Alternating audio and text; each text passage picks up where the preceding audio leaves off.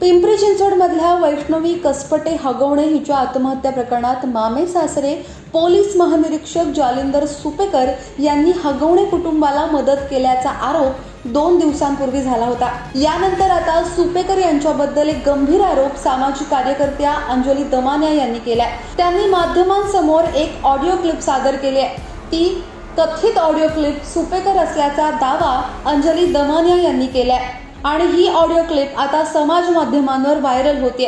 त्यावर गृह मंत्रालय काय निर्णय घेणार, सुपेकरांची चौकशी होणार का, असे सवाल आता केले जाऊ लागलेत। सासरच्या छळाला कंटाळून वैष्णवी हगवणेने आपलं आयुष्य संपवलं।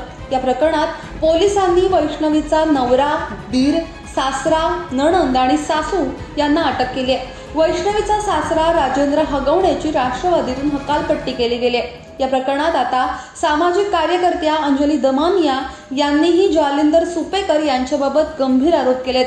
दमानिया यांनी सुपेकरांचे कथित ऑडिओ क्लिप शेअर केले। आत्महत्येशी आणि पिस्तूल परवाना देण्यासंदर्भात माझा कोणताही संबंध नाही, असं सुपेकर यांनी माध्यमांना सांगितलं होतं। त्यानंतर दमानिया यांनी पत्रकार परिषद घेऊन कारागृहात साहित्य खरेदी प्रकरणातून नाव वगळावं या संदर्भातील क्लिप ऐकवली। याची सत्यता मी तपासली नाही, मुख्यमंत्री देवेंद्र फडणवीस यांना ती पाठवली आहे, त्यांनी तपासून कारवाई करावी अशी मागणी अंजली दमानिया यांनी केली आहे। लोकमत या ऑडिओ क्लिपची त्यातल्या आवाजाची पुष्टी करत नाही, पण या ऑडिओ क्लिपमध्ये काय संवाद झालाय ते जाणून घेऊया। या कथित ऑडिओ क्लिपमध्ये सुपेकर यांचा आवाज असल्याचा दावा केला जातोय। त्यात ते म्हणतायत की हॅलो, त्यावर समोरील व्यक्ती म्हणते की बोला साहेब, मीटिंग नाही संपली का? नाही संपली, बोला साहेब। त्यांना म्हणावं माझं नाव कशाला टाकता कारण नसताना? त्यावर व्यक्ती म्हणते की मी कानावर घातलंय साहेबांच्या असं। त्यांनी 5 मिनिटं थांबायला सांगितलंय। त्यावर सुपेकरांच्या कथित आवाजात असं ऐकू येतंय की अरे पण कसं आहे, सुपेकरांचा यात काहीच संबंध नाही, निवेदन तुम्हीच बनवता ना, त्यावेळेस सांगायचं ना साहेबांना। त्यावर व्यक्ती म्हणते की बोलतो साहेबांना, जोडून देतो। समोरून प्रश्न विचारला जातोय की निवेदन लेखी आहे की तोंडी? लेखी तोंडी सगळंच, मग त्यात माझं नाव कसं कट करणार? मी सांगतो साहेबांना, तुम्हीही बोला माझं नाव काढा म्हणून। त्यावर निवेदन दुसरं तयार करा आणि माझं नाव घेऊ नका, कॅन्टीनचा विषय आहे की रेशनिंगचा, असा सवाल सुपेकरांकडून विचारला जातोय असं या ऑडिओ क्लिपमध्ये दिसतंय।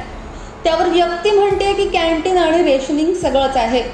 त्यावर समोरून उत्तर येतंय की एक काम करायचं, माझं नाव वगळून बोर्डे साहेब गुप्ता यांचं नाव टाका।